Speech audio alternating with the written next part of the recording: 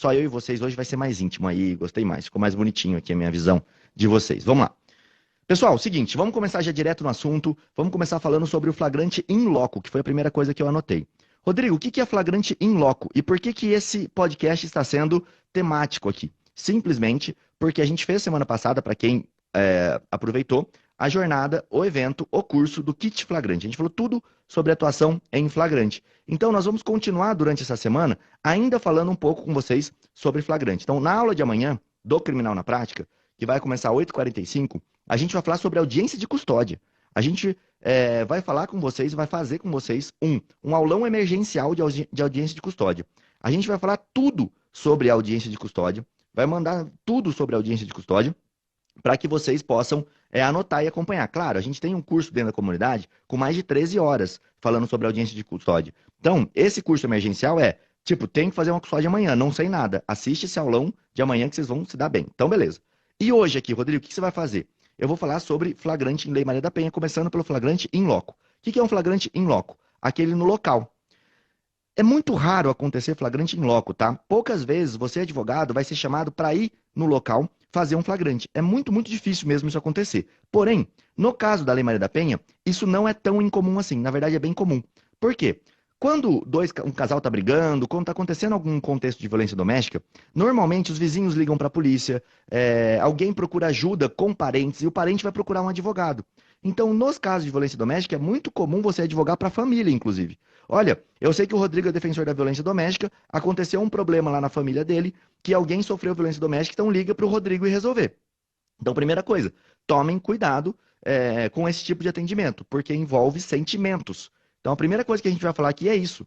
Quando você está advogando para parente, para familiar, você tem que tomar cuidado para você não assumir o lugar do parente. Quando você está advogando na violência doméstica, tome cuidado para você não assumir o lugar da vítima ou do réu. Não criar uma bandeira, não levantar bandeira, porque aí você vai começar a fazer a atuação de maneira extremamente equivocada. Você vai levar a atuação para um lado pessoal da coisa. E se você fizer isso, foi pro beleléu a sua atuação. Eu já participei de audiência em que o advogado ele estava atuando em causa própria e ele era réu de um processo de violência doméstica. Foi uma das cenas mais absurdas que eu já vi assim, mais bizarras, tá? Foi uma cena assim que, pelo amor de Deus, se ele contratasse qualquer pessoa, ia fazer uma defesa muito melhor para ele. Era uma cena assim, dele perguntando para a vítima como ela conhecia ele. E a vítima, tipo, era a esposa dele. Mas na verdade era a filha aqui no caso. E a esposa era testemunha, só para vocês entenderem a contextualização aqui. Então era bem bizarro. Então não façam isso, ou se for fazer isso, entenda o contexto que você está e não tente tomar partido por um dos lados, nem por ela, nem por ele. Você tem que olhar os fatos que estão acontecendo. Se você está advogando pelo cara, claro, você vai tomar partido dele, você é parcial, por isso que você é uma parte do processo, mas você não pode também levar tudo aquilo que está acontecendo, tudo aquilo que ele te falou a ferro e fogo. Você tem que analisar. Violência doméstica é um local que você tem que analisar, porque o réu da violência doméstica, ele acaba muitas vezes não entendendo que o fato que ele cometeu é um delito de violência doméstica. Ele acha que o que ele fez ali é simplesmente uma atitude comum, que qualquer homem faria. E muitas vezes por causa do próprio machismo. Então, anota aí no seu caderninho a primeira dica. O réu de violência doméstica, ele não entende que ele é réu de violência doméstica. Então você tem que tomar cuidado, porque muitas vezes ele fez o fato, ele fala que fez o fato, mas para ele não foi nada. Vou te dar um exemplo que acontece todo dia. Ameaça. Olha, eu não fiz nada. Acha que eu ameacei? Eu só falei para ela sentir medo. Eu só falei para ela ficar constrangida naquela situação. Opa, isso já é o crime de ameaça, tá? Então, amigão, você cometeu o crime de violência doméstica. Então, muitas vezes, a sua função vai ser explicar para o réu que ele está, sim, cometendo um crime de violência doméstica. Claro que tem saídas para isso, mas só para você entender o fogo que vai ser quando você chegar ali, naquele momento do flagrante in loco, tá? Você vai chegar ali no flagrante in loco, a situação vai estar pegando fogo. Então, tá. Se você tá naquele momento ali do flagrante in loco, e você está vendo o réu nervoso, que é o que mais vai acontecer, você vai aplicar aquela técnica que a gente falou para você no kit flagrante, que é o AV2R, tá? Ação violenta, resposta racional. O seu cliente vai estar transtornado. Normalmente é assim que funciona. Ele está ou sob o domínio de uma violenta emoção, ou ele está embriagado, ou ele está nervoso por conta daquela situação específica. E o policial ali, muitas vezes, não é preparado para atender só violência doméstica. Ele é preparado para atender qualquer tipo de delito. Isso acaba acontecendo o quê? Quando o policial chega ali e vai atender um delito de violência doméstica, ele não entende que tem uma diferença. E aí, pra ele, ele vai chamar o cara de vagabundo, ele vai querer mandar o cara botar a mão na. Ó, põe a mão pra baixo, não sei o que, tá, tá. E a pessoa, o cliente específico de violência doméstica, ele nunca se enxerga como uma pessoa que é criminosa, vamos dizer assim. Ele não se enxerga como um bandido. Para ele, é o característico cara que acha que é o mais correto da sociedade do mundo. Tá? Então, esse é o perfil. Eu estou traçando um perfil. Rodrigo, você está sendo preconceituoso? Eu tô. Porque o perfil, quando a gente traça um perfil, a gente tem que estabelecer pré-conceitos. E o pré-conceito do característico cliente da violência doméstica é esse que eu estou te falando. Tá? É o cara que acha que ele está correto, acha que ele não fez nada, e aí ele está ali para. Ele está achando que está tudo ok. Então, beleza, primeira situação, chegou no in-loco, entenda, o cliente vai estar nervoso. Sua função primordial inicial é acalmá-lo.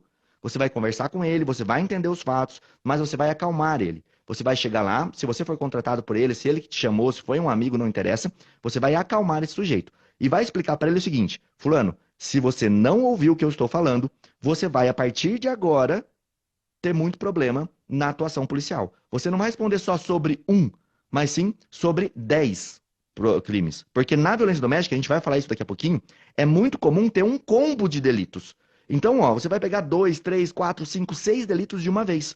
Então, para todas aquelas pessoas que falam que violência doméstica é ruim de atuar, que violência doméstica não tem como cobrar muito alto, pelo contrário, tá? Violência doméstica é o local onde você pode cobrar. É o local onde você, advogado, tem que cobrar mais caro. Porque o processo começa e termina. O processo, ele não tem uma forma de parar ele. Então você não vai fazer transação penal, você não vai fazer suspensão condicional do processo, você não vai fazer acordo de não persecução penal. O processo inicia e termina. E a probabilidade do seu cliente ficar preso por conta de uma vias de fato é altíssima, tá? Ai, Rodrigo, preso por uma contravenção penal não pode. Pode, eu já vou te explicar. Na violência doméstica, o jogo é outro, mudou tudo. As regras são outras. Então você também tem que saber de forma diferenciada. Então a primeira coisa que eu anotei aqui para vocês é isso. Chegou no local, acalmar o sujeito, porque senão ele vai cometer uma série de delitos e nem vai perceber. Vai estar imputado para ele assim uns 20, 30, 40 delitos diferentes ali. Não, 20, 30 eu exagerei. Mas uns 5, 6, pode ter certeza que vai sim acontecer. Na sequência, o uso de algemas é algo muito prejudicial para o seu cliente. Porque ele está nervoso, lembra? Ele está numa situação em que ele acha que ele está certo, ele está nervoso, ele está extremamente embriagado. E aí o que vai acontecer? O policial vai querer colocar algema nele. Quando o policial vai querer colocar algema nele, sabe o que acontece? Simplesmente esse cara ele vai reagir. Ele não vai querer que coloque algema nele. Lembra o perfil psicológico que eu te falei do cliente de violência doméstica? Ele é o cara que acha que ele está correto. Então, colocar uma algema nele é uma ofensa muito grande. Então, provavelmente, você vai ter muito problema com isso. Porque quando o policial for algemar ele, ele vai resistir a que se coloque a algema. O que é se resistir, Rodrigo? Ele vai bater no policial? Ele vai socar o policial? Algumas vezes ele vai ir para cima, sim. Isso acontece, tá? Não vou falar para você que não acontece.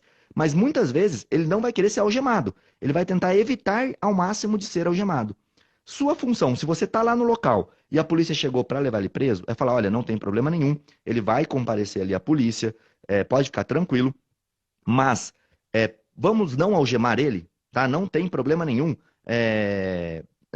Você levar ele para a polícia, ele vai ir, ele vai se apresentar, ele pode ir no camburão, não tem problema nenhum, mas só não vamos algemar ele porque a situação já está quente. Se a gente algemar ele, vai ter muito problema. E aí você vai usar a súmula do STF que fala que não pode ter algemas, tá? Nesse momento, fala, olha, ele não apresenta perigo para ninguém, a vítima está com a integridade preservada, tá? Ela já foi tirada aqui do local, então não precisa de algemas. E aí você vai conduzir ele até a delegacia junto, você vai acompanhar. Outro ponto importante ainda pelo réu aqui. Se você está atuando pelo réu e está lá no local, a gente está falando do in loco, hein? Se você está lá no local, qual que é a sua função aqui? Fazer a vistoria do lugar.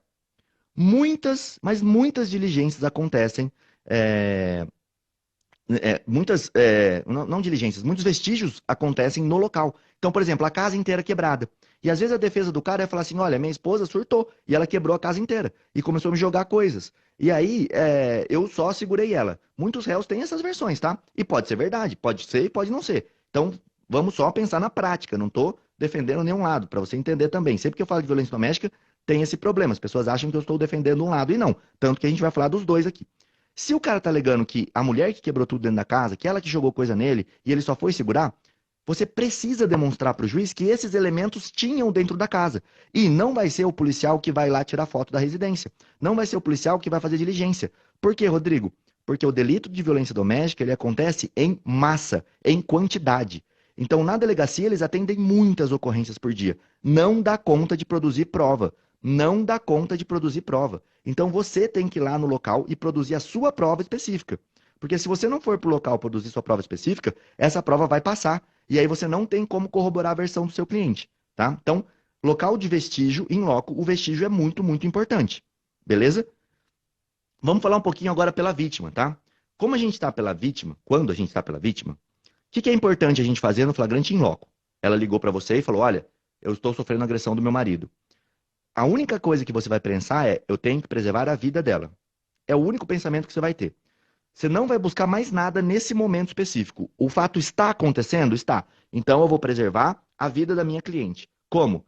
Tem vários protocolos de urgência que você pode utilizar, tá? Tem vários protocolos que você pode utilizar aqui, mas o principal é, tem alguém que eu possa chamar que pode ir agora?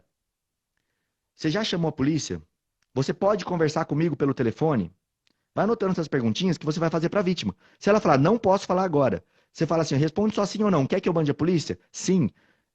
E aí você vai ter que ligar para a polícia, mas você precisa saber o endereço, você precisa pegar alguns dados dela ali, se você já não tem, né, se não é um parente, para você conseguir minimamente cercar ela de cuidados. Se ela puder sair da casa e correr para um local próximo, é muito importante. Então você vai orientar isso. É possível você sair da residência e correr, por exemplo, para sei lá, uma conveniência, um posto, uma loja que esteja aberta nesse momento? O local mais público possível, tá? Ela sai da residência, ela abandona tudo, sai da residência e corre para lá. Quais outros cuidados tem que ter? Se tem filhos menores, porque às vezes ela não vai sair da casa por conta dos filhos menores, tá? Se tem algum dependente dela dentro da residência. O máximo possível de informação relativo a manter ela em segurança. É isso que eu quero te dizer. Essa é a função primordial da advocacia pela mulher quando está em loco, no local. Segunda função, você preservar a prova. O que eu falei para o réu serve para a vítima. A delegacia dificilmente vai fazer perícia no local. É muito caso. Você vai perder provas que às vezes estão quentes. Ele entrou aqui, ele arrombou a porta da casa e veio para cima de mim. Tá? Se você tiver uma foto da porta arrombada, se você tiver uma foto da casa ali remexida, isso vai ajudar na versão dela. Rodrigo, mas a palavra da vítima já é considerada, já tem valor relevante quando a gente fala de violência doméstica.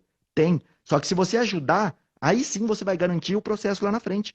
Tá? A gente está falando da defesa da mulher agora. Então, olha só que interessante, todos os cuidados que você tem que ter. Primeiro, preservar a vida dela, porque é muito comum a violência doméstica anda rápido. Ela vai para um feminicídio muito rápido, tá? Então, é muito comum você ter muito problema com isso. Então, preservar a vida da mulher. Esquece tudo agora, esquece prova, esquece todo o resto. Preservou a vida dela, ela está num lugar seguro, ela está lá com os filhos dela num local seguro, não corre mais risco. Aí você vai começar a garantir vestígios de provas, acompanhar ela lá lá na delegacia.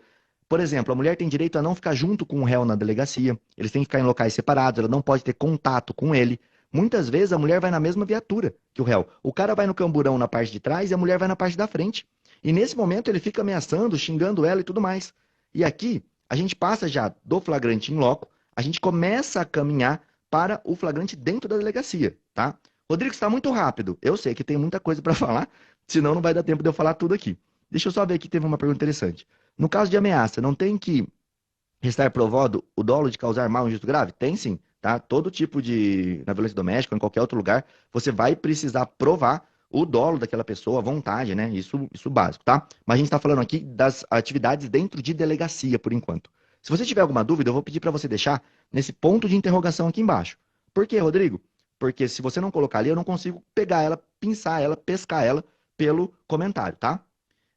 Bom, então a gente está agora, ó, partindo para o camburão. A gente nem chegou na delegacia, a gente está no camburão. Só estou pensando dicas aqui, eu quero que você anote o máximo que você conseguir dessa aula aqui, tá? Vamos lá. Lembrando vocês, só um recadinho que está anotado aqui que eu tinha esquecido de falar. Que hoje, se você quiser entrar na comunidade do Criminal na Prática, hoje é o dia melhor para você entrar. Porque a gente tem 2 bônus específicos que só valem hoje, que é o bônus do gerador de requerimentos, automático para você poder utilizar em delegacia, e a landing page profissional, uma página profissional para o seu escritório. Se você entra na comunidade, você vai ganhar isso. Eu vou te dar isso. Essas 2 coisas custam R$ 1.400 e vai estar incluído na sua anuidade da comunidade Criminal na Prática. Então, aproveita e entra hoje se você tem interesse, tá? Fica aqui meu recadinho para vocês. Daqui a pouco eu respondo perguntas sobre a comunidade também, se vocês tiverem. A Glaucia perguntou, essa aula vai ficar gravada no Hotmart do Criminal na Prática? Essa aula aqui, ela é o Clube Criminal, tá? O Clube Criminal, ele fica gravado, sim, no Spotify. Tô dando um Clube Criminal diferente aqui para vocês. Então, vamos lá. Camburão. O que pode acontecer no camburão? Crimes de ameaça. É muito comum acontecer, tá? Se você está advogando pelo réu, você não vai deixar ele ir no mesmo compartimento que a vítima, assim como pela vítima também. Quando você está pela vítima, a sua função não é, nunca vai ser, que cometa-se novos crimes, tá? Deixar que ela fique na viatura sendo ameaçada para você ter um crime novo. Nunca é isso. Você vai preservar ao máximo a vítima, tá bom? Então, não vai deixar os dois irem no mesmo compartimento. Isso é importantíssimo. Eu pego, assim, muitos processos, mas muitos mesmo, em que os dois vão no mesmo camburão e acontece vários crimes de ameaça ali dentro com dois policiais, pelo menos, presenciando, tá? Aquela situação ali do réu ameaçando a vítima dentro do camburão. Lembra? Seu cliente está nervoso, ele acha que ele não cometeu o crime porque ele fez não é nada, ou ele está muito embriagado. Então, a possibilidade dele continuar ameaçando é altíssima. Tem uma pergunta do Eric aqui interessante, já já eu passo por ela, tá? Que é a questão do dolo em audiência. Se ela negar o dolo, olha, ele me empurrou, mas foi só para poder sair da casa. Isso é uma questão de absolvição, sim, da audiência de instrução, tá? Mas vamos continuar aqui então. Chegando na delegacia, beleza? Nós entramos aqui na delegacia, nós estamos dentro da delegacia. No camburão você vai tomar esse cuidado, tá? De não deixar os dois ali juntos no mesmo compartimento para evitar mais crimes. Chegando na delegacia, estamos no flagrante de Maria da Penha, chegamos ali dentro da delegacia, e aí, o que eu vou ter que tomar cuidado? Primeira coisa, lembra que eu falei que às vezes seu cliente está embriagado? Se o seu cliente está embriagado, você nunca vai deixar ele falar. Ele não fala sobre nada. Se ele está muito embriagado, o seu cliente fica sempre em silêncio na delegacia. Você não vai deixar ele falar embriagado. Em nenhuma hipótese, seu cliente fala se ele estiver embriagado. Por quê, Rodrigo? Porque ele vai falar abobrinha. Lembra? A cabeça dele tá toda revirada, o cara já tá num contexto ali de briga, ele já tá num contexto que ele tá mais agressivo, que algum problema aconteceu, seja porque ele acha que ele tá sendo injustiçado, e às vezes tá mesmo, seja porque ele acha que tá sendo injustiçado, mas ele não tá sendo injustiçado, ele só não entendeu isso. Então você tem que pontuar e encaixar essa situação. Se ele tá embriagado, ele não vai conseguir ter o ânimo calmo. Sua função, primeiro, é acalmar essa pessoa, tá? Tudo que a gente falou lá no kit flagrante vale para cá. Lógico que você não vai chegar na delegacia e vai conversar direto com o seu cliente. Você não vai fazer isso. Você vai conversar com todos aqueles atores antes. É o policial, é o familiar, é o delegado. A última pessoa que você conversa é o seu cliente antes, claro, de começar as oitivas, beleza? Mas é muito importante que você ouça o seu cliente, tá? E se ele estiver embriagado, você não vai deixar ele falar. Quando você está conversando com o seu cliente, qual que é a diferença para um crime comum? Você vai ter que explicar. Vamos supor, eu não fui em loco, eu cheguei direto na delegacia e ele está lá dentro. Tá, as mesmas observações funcionam aqui. Seu cliente acha que não cometeu o crime, ele acha que o que ele fez não é crime de violência doméstica, ele acha que aquela ameaça que ele fez é algo que ele falava todo dia, então para ele aquilo não é uma ameaça. Você vai ter que conscientizar o seu cliente que, peraí, amigo, você foi preso e a sua situação é muito complicada. Porque violência doméstica, você vai ficar preso. É muito difícil conseguir liberdade em violência doméstica, exatamente por aquilo que eu te falei, tá? A vida da vítima corre muito risco. A escalada da violência, quando a gente fala sobre violência doméstica, estatisticamente falando, é muito alta. Então, por isso que juiz muito dificilmente vai soltar um réu sem nenhuma medida. Normalmente, na violência doméstica, vai ter alguma medida aplicada. Olha só, eu fiz custódia semana passada, certo? Vocês viram lá, o juiz soltou gente de roubo até, mas não soltou os caras de violência doméstica. Então, na verdade, soltou um por causa de uma coisa específica, tá? Por causa de um ponto específico aqui. Mas não soltou o pessoal de violência doméstica. Por quê, Rodrigo? Porque o risco é maior. O risco de reincidência é muito maior. Os fatos ainda estão quentes. A gente vai chegar até a custódia hoje, prometo para vocês. Hoje eu vou fazer um resumão aqui para vocês sobre flagrante em violência doméstica. Todos os detalhes que fogem àquilo que a gente já falou, ali no evento do Kit Flagrante. Ó, o João Ricardo Batista está aqui no comentário, tá? Falando que não está aqui hoje com a gente porque está em um plenário de júri. O João está lá dentro do júri sustentando, então ele não vai estar aqui com a gente, tá? Medida cautelar, legal, já vou chegar sobre isso, tá? Tem bastante coisa anotada aqui ainda, a gente vai ficar uma hora aqui bombando de conteúdo, então por isso eu vou pedir para você, ó, clica nesse aviãozinho aqui, ó, e manda esse aviãozinho lá para os seus amigos que atuam em violência doméstica ou para quem você acha que deve atuar em violência doméstica, porque a gente vai falar também pela mulher, tá? Bom, vamos lá. Próximo ponto, eu estou falando pelo réu dentro da delegacia ainda. Tipificação. É uma das coisas que você vai conversar com um delegado. Por quê, Rodrigo? Eu vou conversar com um delegado sobre tipificação. Porque é nesse momento que o delegado coloca um combo de delitos. Então, quando a gente pega uma audiência de violência doméstica, uma custódia, você vai ver que nunca vem ameaça. Vem assim, ameaça, violência psicológica, invasão de domicílio, descumprimento de medida protetiva, vias de fato. Vem um combo de delitos junto, tá? Stalking, é muito comum vir também. Então, todos esses delitos aparecem, tá? Todos esses delitos, eles aparecem ali no flagrante de violência doméstica. E isso vai prejudicando a situação do seu cliente, porque quando o juiz bate o olho, ele fala, meu Deus do céu, esse cara aqui regaçou, fez um monte de coisa. E às vezes você vai ver, é uma coisa só que ele fez. É uma ação só. Que talvez o resto dos crimes estejam em consunção. Lembra? Absorvido um crime pelo outro. Esses dias eu mostrei para vocês que teve um promotor aqui de Campo Grande que colocou, e na própria denúncia dele, que o crime de invasão de domicílio ficava absorvido pelo crime de ameaça, porque o réu ingressou no domicílio para ameaçar a vítima. Ele ingressou no domicílio para agredir a vítima. E essa é uma tese, tá? Não só possível, como essa é a tese correta. Só que o delegado vai colocar violação de domicílio e ameaça, violação de domicílio, ameaça e vias. Então o cara chegou lá, ele falou, vou te bater, foi para cima e bateu nela. Ele comete um único ato, tá? O resto fica absorvido. E aí o delegado vai colocar o quê? Invasão de domicílio, ameaça e vias de fato. Opa, não dá para colocar os três. Eu vou ter que entender o que aconteceu, qual foi o objetivo dele. E é por isso que você tem que conversar sobre tipificação com o delegado, utilizando, inclusive, aquelas dicas que a gente deu da lei de abuso de autoridade, lembra? Ó, você utilizar de uma prova que é ilícita, você utilizar de um fato que não deve, tá? Você colocar um crime, imputar um crime ao réu aqui que ele não cometeu, ou que evidentemente é uma absorção de crime, você vai negociar, vamos dizer assim, com o delegado para que ele não coloque. Porque, Rodrigo, isso vai fazer com que aumente a pena dele, e aumentando a pena dele, eu vou ter uma necessidade preventiva, é isso? Não. Vocês vão ver daqui a pouquinho. Preventiva em violência doméstica pode ser em qualquer caso, mesmo de contravenção penal. Então, não é para isso. É para o juiz não assustar, tá? Porque quando o juiz pega aquele relatório que vem com 1 milhão de crimes, ele já vai ficar, opa, tem problema aqui, não vou soltar esse cara. Então vamos começar, ó, tipificação é algo que você tem que conversar com o delegado. Vamos na sequência aqui, ó. Versão do réu, tá? O réu não está embriagado. Ele fala ou não fala na delegacia de polícia? Eu deixo ou não deixo o meu cliente de violência doméstica falar? Aqui é um pouquinho diferente do que a gente falou lá atrás. Na violência doméstica, é importante o seu cliente dar a versão dele, porque muitas vezes ele vai alegar que ele não fez nada. Tá? Olha, eu não fiz nada, esse crime não aconteceu. O que você vai tomar de cuidado?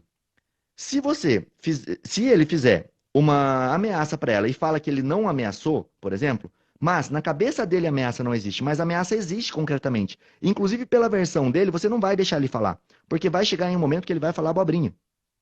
Se o seu cliente for extremamente machista e tiver posicionamentos machistas do tipo, olha, ela não fez minha janta, foi por isso que eu fui lá e empurrei ela. Ou eu fiquei muito brava, a discussão começou porque ela não lavou a minha bota. E era para ela ter lavado a minha bota, porque eu trabalhei o dia inteiro.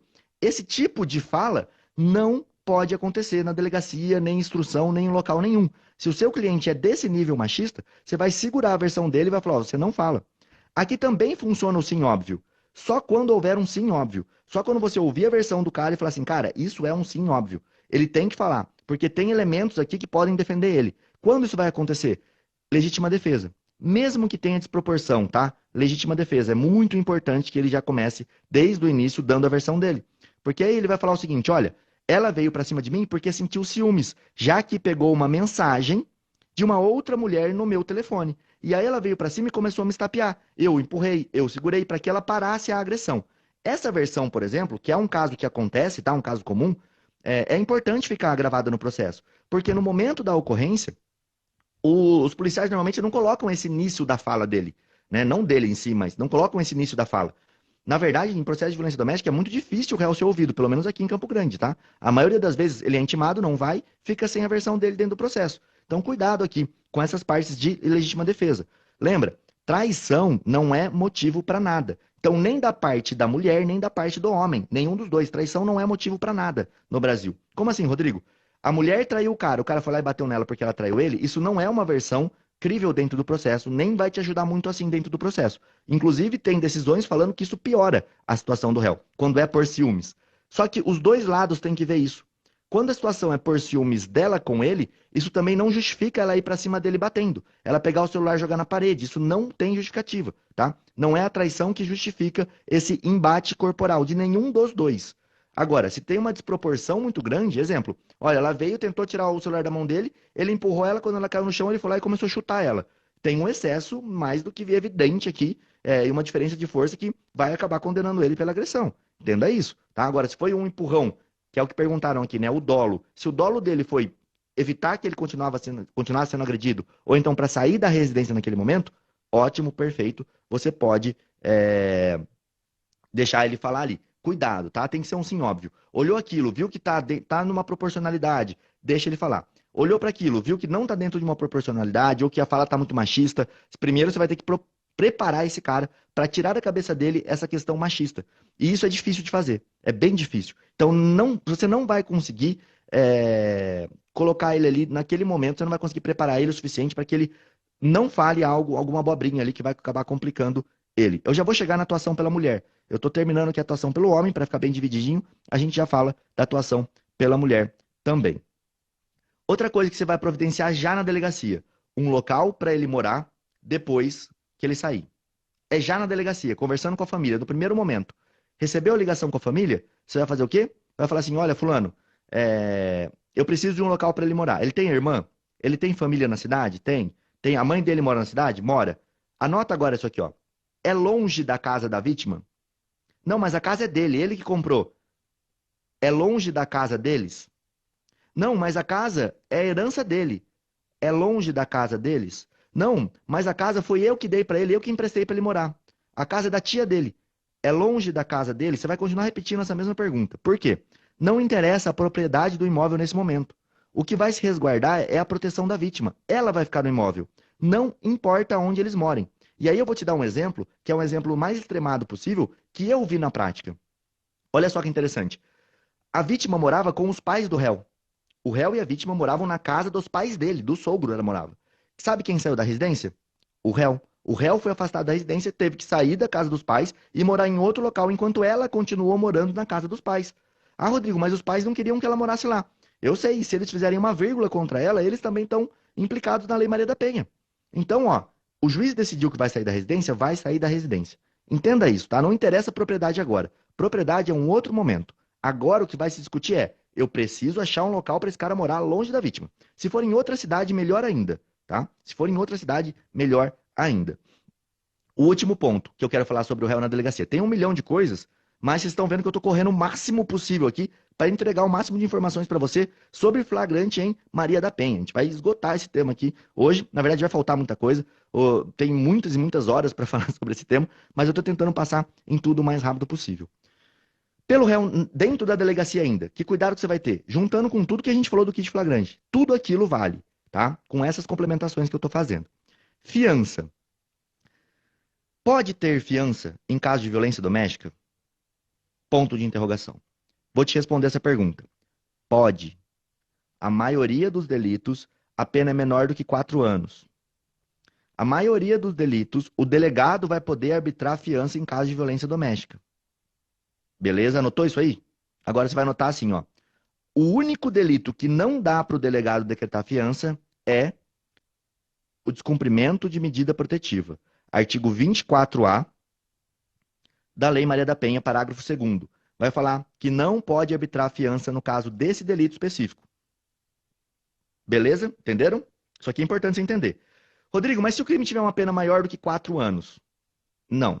Aí o delegado não pode, vale a regra geral, tá? Mas normalmente os delitos que tem ali, eles não vão ter penas muito altas. Nesse ponto específico da fiança, a tipificação de múltiplos delitos vai te atrapalhar, tá? Então por isso que você conversa da tipificação com o delegado, para ter uma possibilidade de fiança.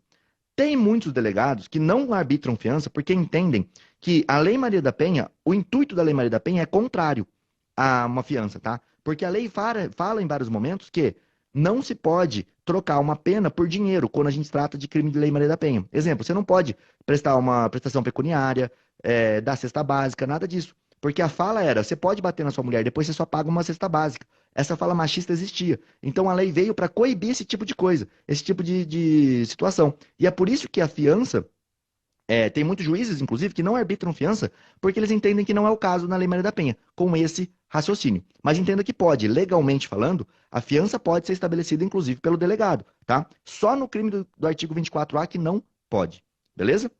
A gente vai falar aqui agora, pela atuação da vítima na delegacia, algumas pontuações básicas que vocês têm que saber quando a gente fala de vítima de violência doméstica do atendimento da delegacia.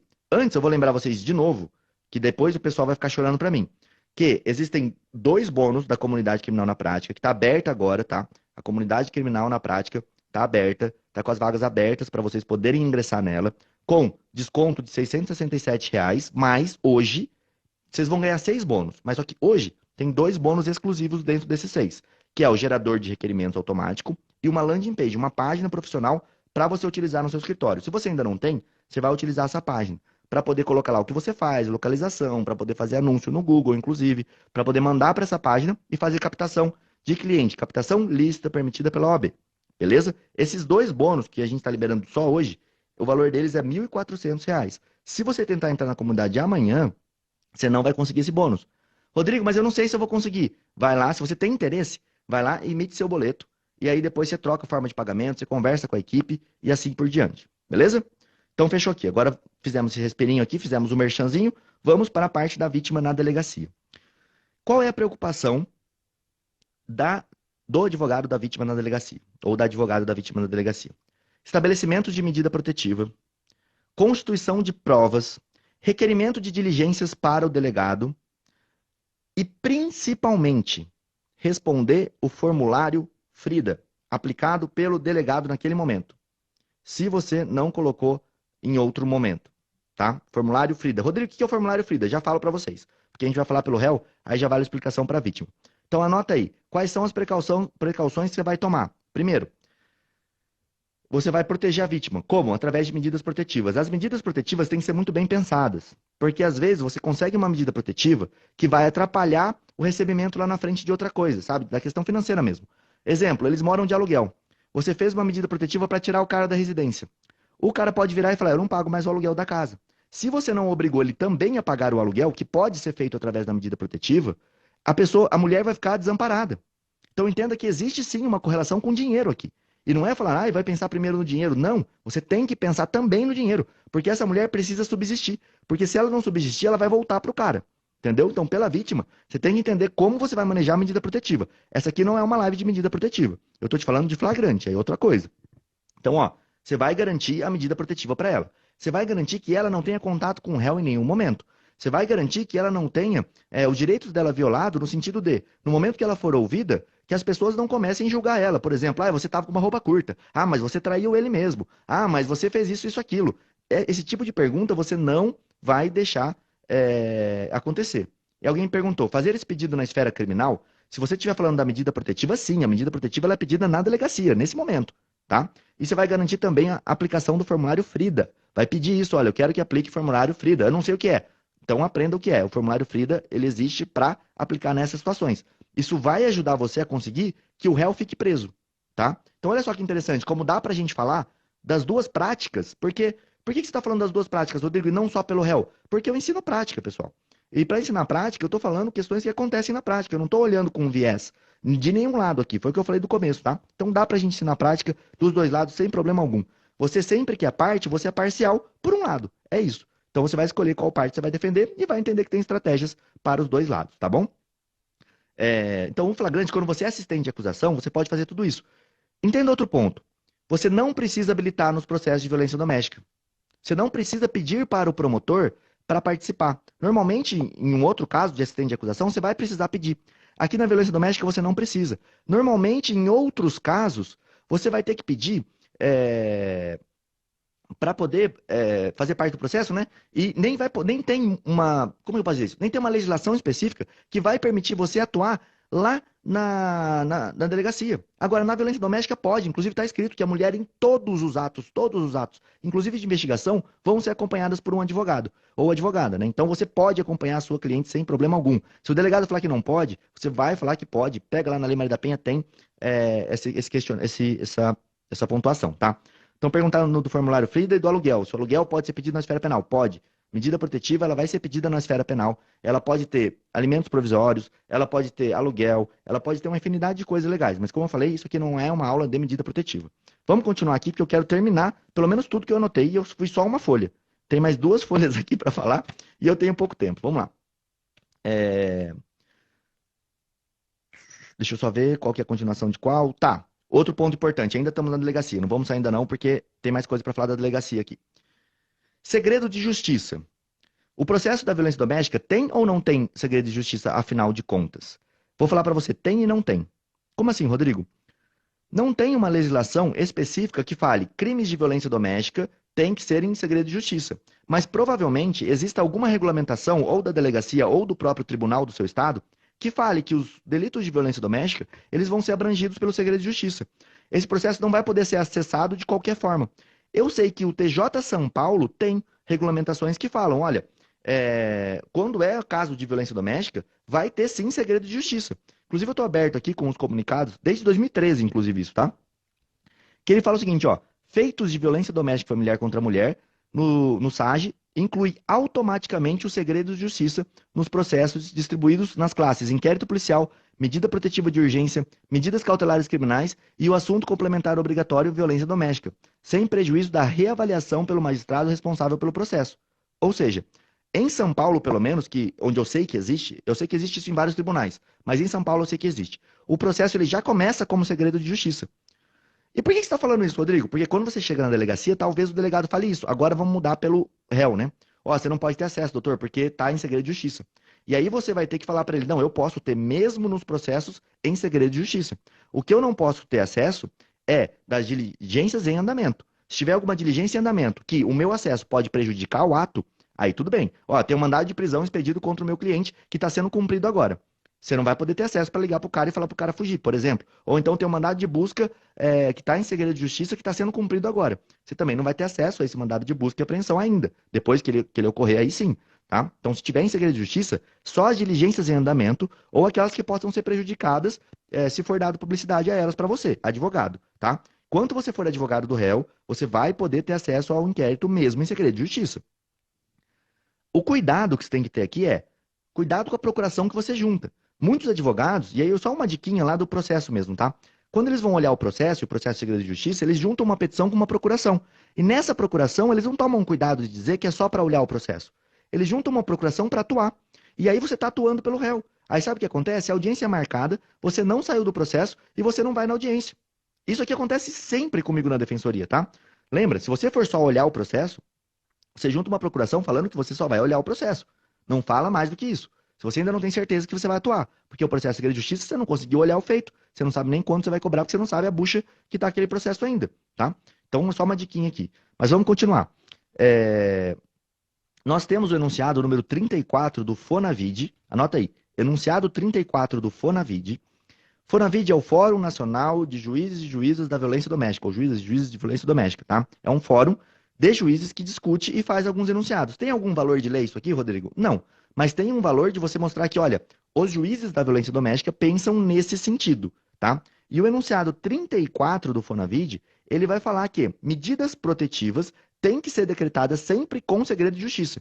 Qual é a fundamentação para isso? O artigo 189, inciso 2 e 3 do Código de Processo Civil agora, tá? Do Código de Processo Civil agora. Esse artigo 189 vai falar que tem segredo de justiça nos casos de ações familiares.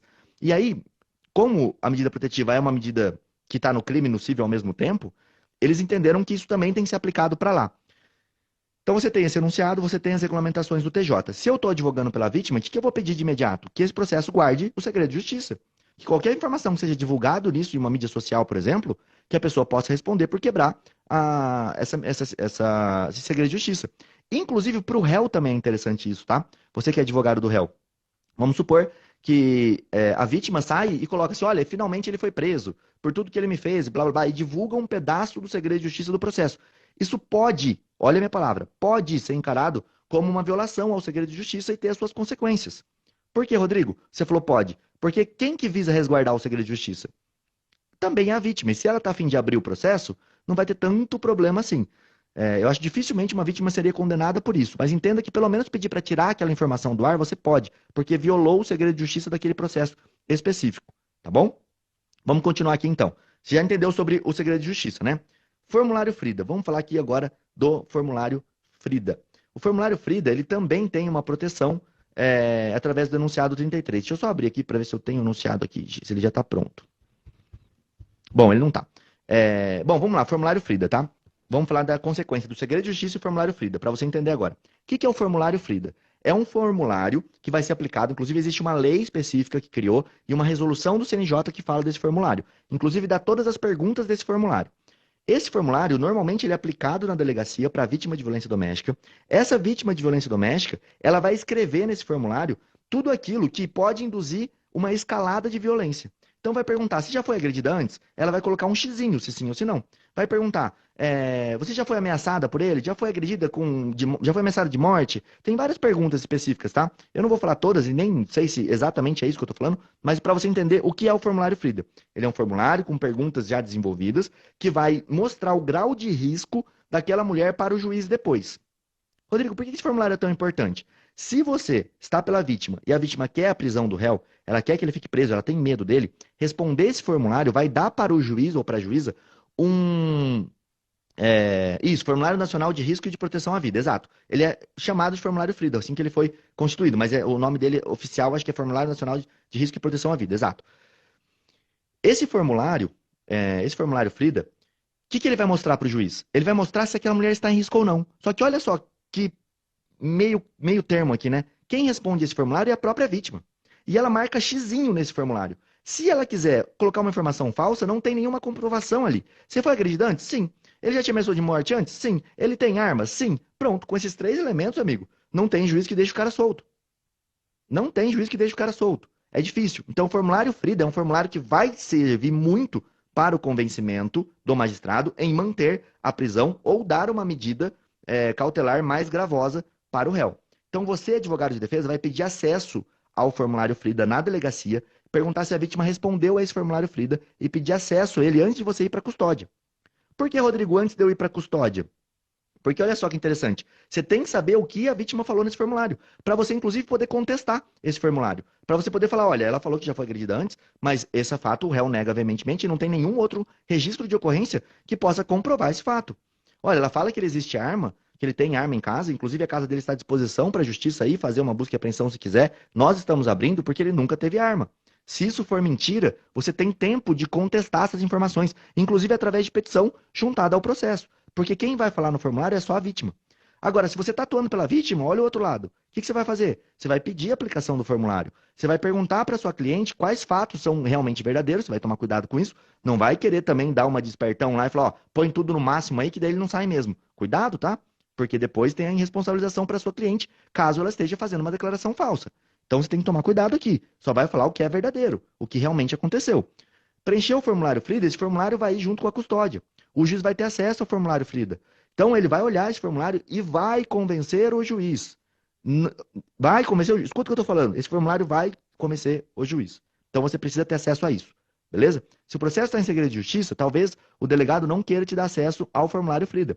O que você vai ter que fazer? Vai ter que pedir para o juiz, antes de iniciar a custódia, para que ele te dê acesso ao formulário, para que você possa, inclusive, saber quais são as provas contra o seu cliente. Não dá para ele passar para uma audiência de custódia, onde o formulário vai servir de fundamentação para o juiz e você não teve acesso a essa prova. Inclusive, você pode pedir até para excluir esse formulário. Olha, em homenagem ao princípio do contraditório e da ampla defesa, o formulário que está juntado aos autos não foi me dado acesso. Como não foi me dado acesso, não pode ser utilizado pelo juiz. Mas contudo, entretanto, todavia, vai pesar na decisão do juiz. A gente sabe disso, né? Quem vê, não depois não desvê. Beleza? Então aqui a gente acaba toda a atuação dentro da delegacia. Vou falar de novo para vocês. Quem avisa, amigo é. As inscrições para a comunidade criminal na prática estão abertas. Se você quiser fazer parte da nossa família, vem aqui participar da sala secreta que acontece na quarta. Amanhã a gente vai ter aula 8h45 falando tudo sobre audiência de custódia. Na verdade, não é tudo. É uma aula emergencial, um aulão inteiro, onde a gente vai esmiuçar as técnicas possíveis dentro de uma aula sobre a audiência de custódia. O curso inteiro foi do flagrante, que foi semana passada. Dessa da custódia é um aulão emergencial. A gente está fazendo ela para os membros da comunidade mesmo, porque a gente sabe que teve ali uma... Assim, tem muita gente que vai assistir todas as nossas aulas. São mais de 13 horas de aula sobre custódia. Só que às vezes a pessoa precisa para ontem da custódia. E ela é igual ao flagrante, não dá para você aprender tudo. Você precisa saber para ontem. Então, a gente vai fazer esse aulão emergencial amanhã, beleza? Inclusive, hoje nós temos os bônus da comunidade. 2 bônus que valem R$ 1.400. Eu não vou ficar repetindo isso aqui. Se você perder a chance de entrar hoje na comunidade e deixar para amanhã, você vai perder esses 2 bônus. Então, se você tem interesse, já dê a dica. Vai lá, faz o boleto, depois você conversa com a equipe. Fechou? Então, vamos lá para agora que a gente vai falar um pouquinho da custódia, rapidamente, tá? Para a gente poder matar isso e já encaixar com a aula de amanhã. Pode ter medida preventiva? O juiz pode decretar medidas protetivas. Desculpa. Vamos lá. Deixa eu ler aqui de novo. Beleza, que tem a protetiva também. O juiz pode decretar prisão preventiva para o réu na audiência de custódia. Olha só, a pena é abaixo de 4 anos. Ele pode. O artigo 313, inciso 3º, fala que nos casos de violência doméstica pode ser decretada preventiva. Então, uma contravenção penal de vias de fato pode gerar a prisão do seu cliente. Então entenda, você não vai chegar para o seu cliente e falar, olha, fica tranquilo que vias de fato não dá nada, a gente vai chegar lá e eu tiro você. Você não tira, é difícil, tá? Tem que comemorar quando o réu sai. Eu vou te dar algumas sacadas aqui para você conseguir a liberdade do seu cliente e também algumas sacadas para a defesa da mulher na audiência de custódia. Saiba que você, advogado da mulher ou advogado da mulher, tem que participar da audiência de custódia. Você não pode não ir na audiência de custódia. Por quê, Rodrigo? Porque ali vai ser definido se o cara ficar preso ou não. Se sua cliente está com medo dele e precisa que ele fique preso, você tem que ter a possibilidade de estar lá e também argumentar como assistente, de mostrar para o juiz o risco que é deixar esse cara solto, tá? E a probabilidade de você sair de lá com uma prisão garantida é muito grande, tá? Então aqui a gente está ensinando os dois lados sem problema nenhum. Eu não tenho problema nenhum com ensinar os dois lados, não. Vamos lá. Então pode ter preventiva sim, artigo 313, 3. Saiba tanto defesa da mulher quanto defesa do homem que vocês podem pedir, que na verdade a defesa do homem tem que saber que pode ter a prisão preventiva e a defesa da mulher que pode ser pedida sim. Se o juiz falar que não cabe, você tem que falar que cabe, que não tem problema, não depende do delito. Medidas alternativas à prisão são muito boas, muito boas. O artigo 303, 3 não é aplicado só quando tem medida protetiva prévia? Então, essa é uma tese, tá? Mas os juízes, eles não aceitam, não ligam, na verdade, eles vão decretar sempre, né? O artigo 313 fala, nos termos do 312, será admitida a decretação da prisão preventiva, se o crime envolver violência doméstica familiar contra mulher, criança, adolescente, idoso, enfermo ou pessoa com deficiência, para garantir a execução das medidas protetivas de urgência. Qual que é o entendimento aqui, tá? Essa pergunta sua foi muito boa, inclusive. O entendimento é o seguinte, normalmente nessa fase processual, o delegado decretou, o delegado já pediu a medida protetiva. O juiz vai dar a medida protetiva para a mulher. Então, ele vai manter a prisão do cara baseando no quê? Está até anotado para eu falar isso aqui para vocês. Baseado na necessidade daquela medida protetiva. Então, não é só quando já foi aplicado anteriormente a medida protetiva. Pode ser quando o juiz aplica ali naquele ato. Entendeu a diferença? Então, ele vai utilizar. Porque fala para garantir a execução das medidas protetivas de urgência. Não para garantir medidas que já foram aplicadas anteriormente. Beleza? Mas está aqui na sequência, eu já chego nesse ponto. Porque tem um outro artigo que vai falar sobre isso também, que é importante a gente ficar atento. Então, vamos lá. Medidas alternativas, elas são muito importantes.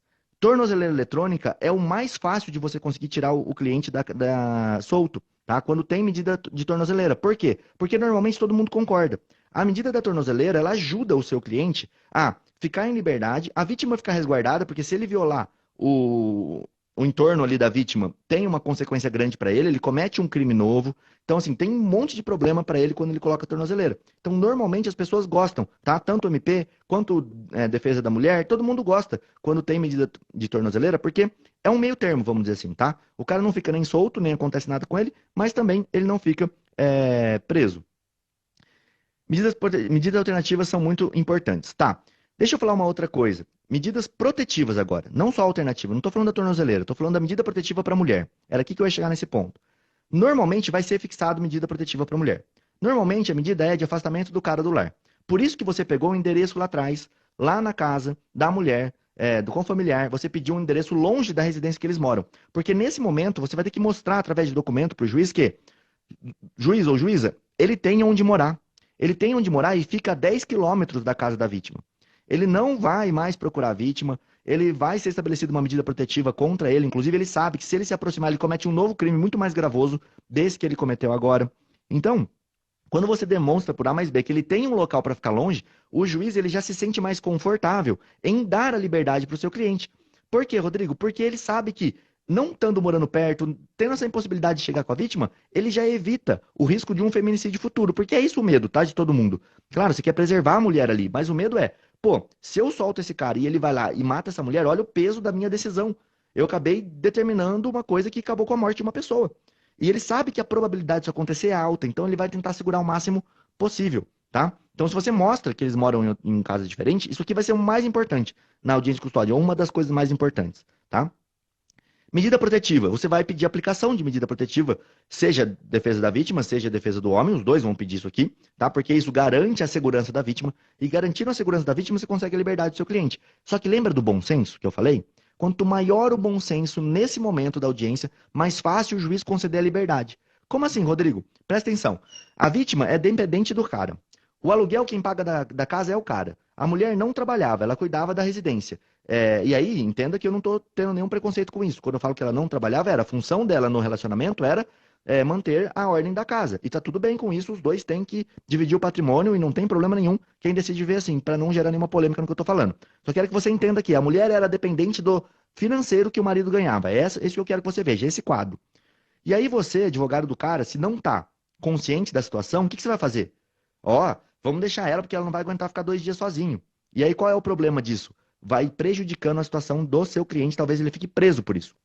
Então esse é o momento de uma negociação legal, interessante, de falar assim, excelência, se o meu cliente for preso, ele vai provavelmente perder o emprego. Ele não vai ter como mais manter a vítima, a residência, manter, que eu digo assim, ele não vai ter como manter os filhos, a residência, não vai ter como mais prover ali com o dinheiro que ele ganha do trabalho dele, as necessidades da casa. E vai ser muito pior para todas as partes. Então, nesse momento, seria mais sensato que ele fosse morar nessa casa que é a 10 quilômetros da residência da vítima, que se coloque uma tornozeleira eletrônica nele e, inclusive, em caso dele não ser preso, ele se oferece já de pronto em continuar pagando o aluguel da residência e pagar um valor para a vítima até que ela consiga se restabelecer ou pelo prazo de X tempos, ele se compromete a dar uma ajuda financeira para a vítima de tanto para que não ocorra a prisão dele nesse momento. Claro, isso aqui você vai conversar com o seu cliente antes, se ele aceita essa possibilidade e vai inclusive convencer ele. Porque olha que atrativo que ficou para o juiz conceder a liberdade. Pô, o cara vai pagar o aluguel. Ele vai pagar um valor para ela fixo ali por mês, já como uma pensão pré-estabelecida. Isso vai acontecer uma hora ou outra, tá? Então não é que você está ferrando, não. Vai acontecer. É só um bom senso. E aí ele vai conseguir manter o trabalho dele e vai ficar solto nesse momento. Para ele é lucro. Para ele tá ótimo. Porque se ele ficar preso lá 1, 2, 3, 4 meses, provavelmente quando ele voltar, o emprego dele já era. É muito importante que você consiga, se for o caso, manter a liberdade dele nesse momento, tá? E aí acho que as duas partes concordariam, inclusive a defesa da mulher, se for essa situação, se ela não correr risco de vida, cuidado, tá? Você vai conversar bem com ela e vai ver, olha, você corre risco de vida? Corre. Então esse cara vai ter que ficar preso, eu vou fazer de tudo para ele ficar preso. Inclusive manifestando nesse sentido na audiência de custódia. Agora, não é o caso dele ficar preso, e a vítima concorda que, olha, não, tudo bem, se ele for morar em outra residência, se ele sair de casa, tá bom, se ele pagar o aluguel, ou se ele vir pagar uma pensão nesse primeiro momento para me restabelecer, tá tudo ok, você pode oferecer isso dentro da audiência ali, olha, se ele ficar longe dela, se ele conseguir prover ela, às vezes é melhor mesmo essa saída. É um bom senso, não sei, tem que olhar o caso concreto, se isso se aplica ou não se aplica. Se não se aplicar, você vai pedir a prisão dele, tá? Pela mulher. Beleza, o que mais que eu tenho que falar rapidinho aqui para vocês? O artigo 8º, essa aqui é uma sacada que eu vou deixar bem pro final. Segura aí. Esse artigo aqui ele é fundamental para você. E quando eu estiver terminando, já tô terminando, tá? Aguenta aí mais 5 minutinhos que a gente já termina isso daqui. Tá, aqui vem aquela parte que eu já expliquei um pouquinho para vocês antes. O artigo 12C, parágrafo 2º, lá da Lei Maria da Penha, ele vai falar que o juiz vai manter essa prisão do réu, ele vai decretar a prisão do réu ali, se for o caso de preservar a integridade física da ofendida, mais a efetividade da medida protetiva. Então, para ter o decreto da prisão preventiva, tem que ter uma fundamentação nessa necessidade de garantir uma medida protetiva. Por exemplo, que a vítima está em risco, que tem um risco para a integridade física dela. E é por isso que ele está prendendo. Não tem muito outro motivo dentro do processo de violência doméstica para decretar uma prisão. É a integridade física da vítima.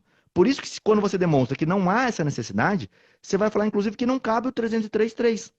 Porque, olha só, a efetividade da medida protetiva vai ser respeitada se ele morar longe dela, se ele mudar para outra cidade, por exemplo. Ó, E olha só que interessante, né? Em todos os casos, você não pode falar que o réu vai ter domicílio fora do estado, né? Ou fora ali da região, fora da comarca. Porque isso vai prejudicar o seu cliente, né? Olha, ele quer ir embora daqui, todo mundo já vai achar que ele quer fugir da lei penal. Na violência doméstica, isso é ótimo. Se você falar para o juiz, olha, inclusive ele vai morar em outra cidade, isso vai ser muito bom para sua cliente. Tá? Vai ser muito bom para sua cliente, para o seu cliente, desculpa. Porque ele vai sair da cidade, então a probabilidade do juiz não manter a prisão dele é alta também, tá?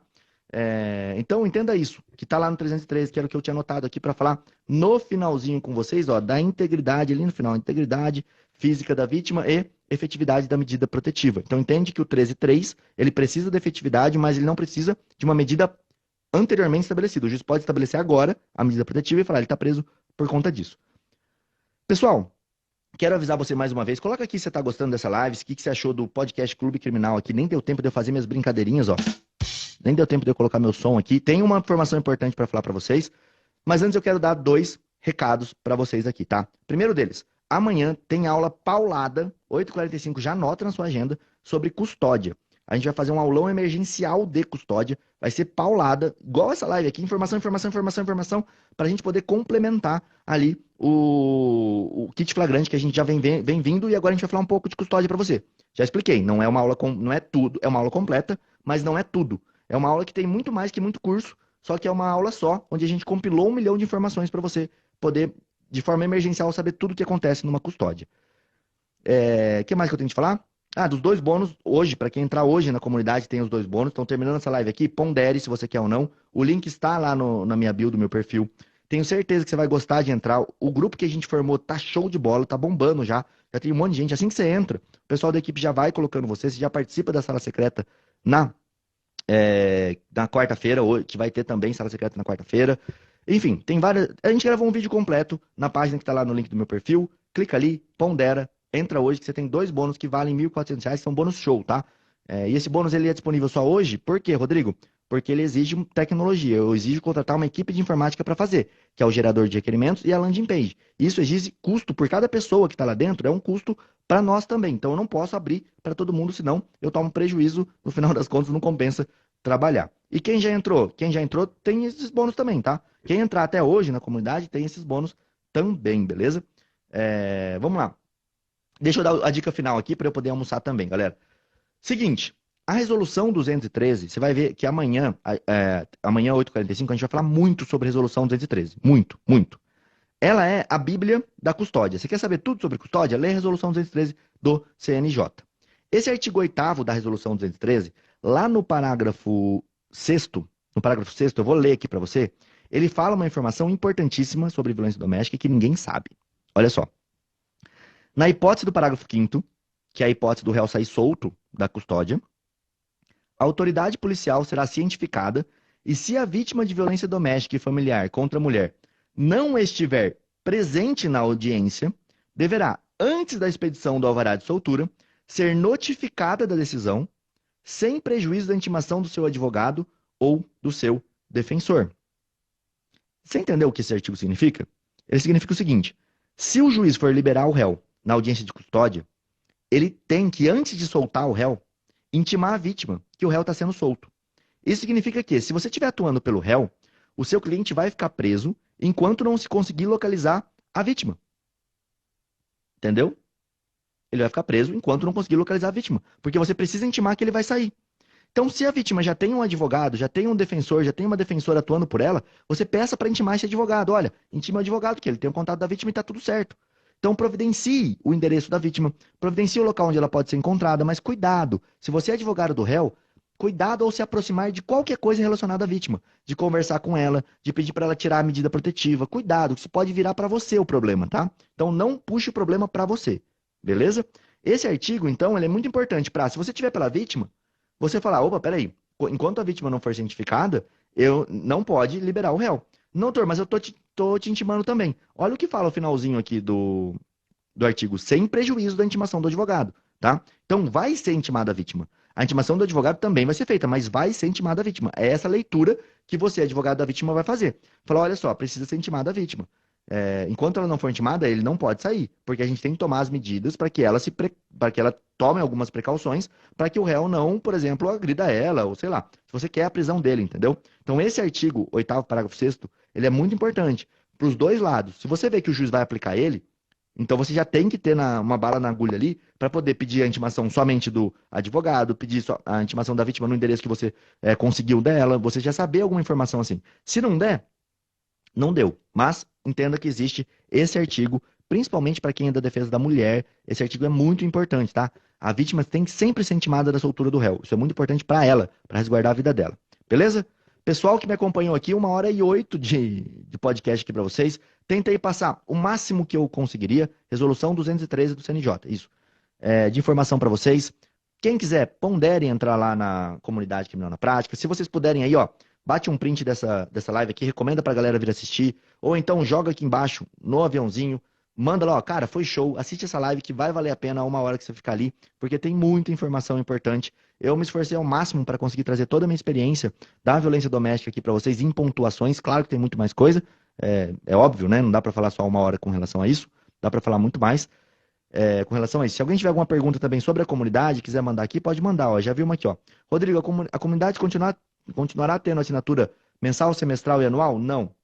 Nós vamos fazer o seguinte, nós decidimos não ter mais assinaturas mensais. Por quê? Porque, apesar de ser melhor para a gente financeiramente, e aqui bem aberto para vocês, não era melhor para o grupo, tá? Porque a pessoa lá fica um mês só, ela entra, ela não interage com o grupo e ela sai. Então ela acaba tirando a energia que é legal aqui do grupo, tá? Do grupo da comunidade. A gente sempre vai prezar por isso, porque no longo prazo, a comunidade existe desde 2019. Então a gente aprendeu como fazer uma comunidade realmente efetiva. E a gente sentiu que o mensal não valia a pena.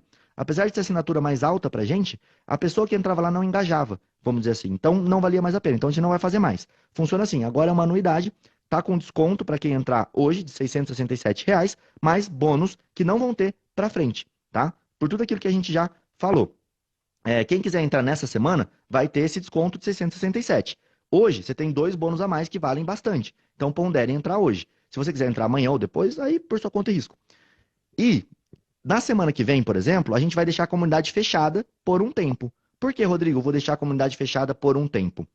Porque a gente precisa receber esses alunos, está entrando muita gente, a gente precisa receber esses alunos, a gente precisa criar o espírito de comunidade, a gente precisa fazer as salas secretas, a gente está entendendo como que vai funcionar toda a nossa logística aqui dentro com tanto aluno assim, a gente precisa acabar de preparar o gerador de requerimentos, a landing page, toda a sistemática dessa página, e a gente deixa isso muito claro, tá? Isso vai ser liberado no máximo dentro de 30 dias, no máximo, mas já está tudo no ajuste final para poder sair para vocês, a gente já vão ter a possibilidade de fazer tudo isso aí. Então a gente está preparando isso. Então a gente vai deixar a comunidade fechada, não sei por quanto tempo, não é marketing, não é nada, é realmente para receber essa galera, depois a gente vai abrir. Quando a gente reabrir, vai ser naquele valor já reajustado de 2.300 e pouco a assinatura anual da comunidade, beleza?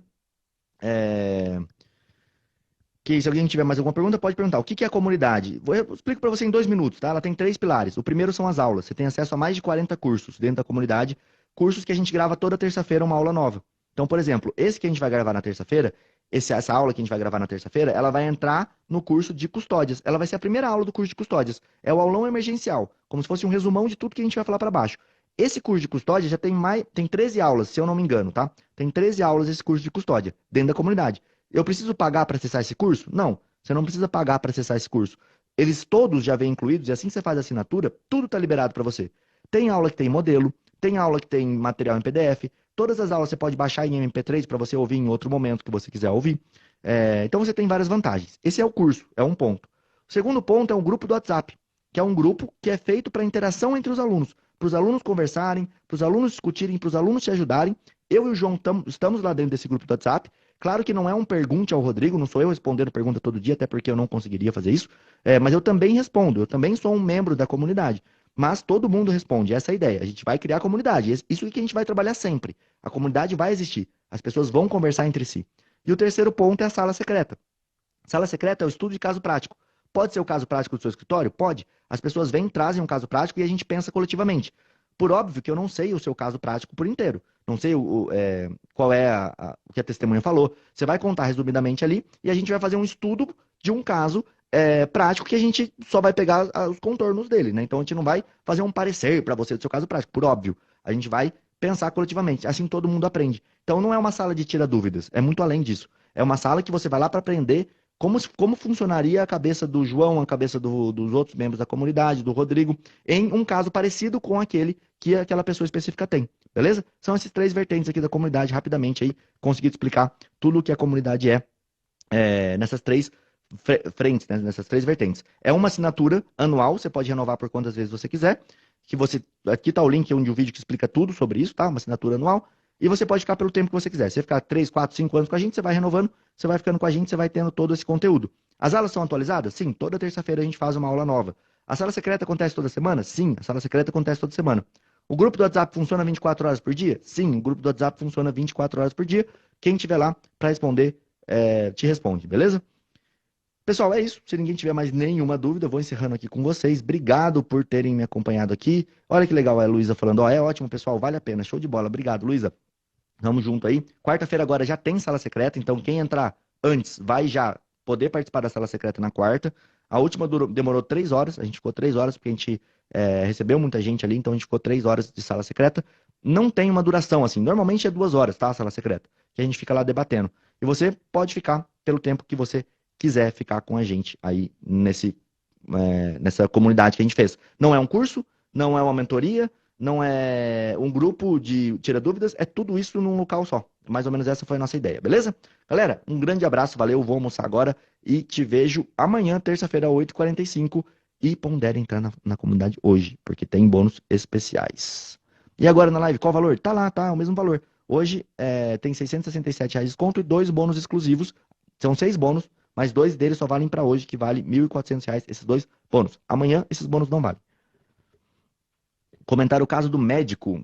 Eu vi por cima só, tá? Eu não sei muito bem o que aconteceu ali naquele caso, eu só vi a notícia, então não quero falar muito sobre, porque eu não sei nada, nem para te falar assim, ó, vamos puxar aqui para uma. Que nem eu falei agora, né? Claro que a gente nunca comenta o caso prático, porque eu nem posso, nem tenho como fazer isso, não tenho elementos para fazer isso. A gente poderia pensar ele em abstrato e aí comentar, mas mesmo assim eu não sei muito bem o que aconteceu, eu não li a reportagem, sei que aconteceu algo desse sentido, mas não li muito essa reportagem, tá bom? Um grande abraço e até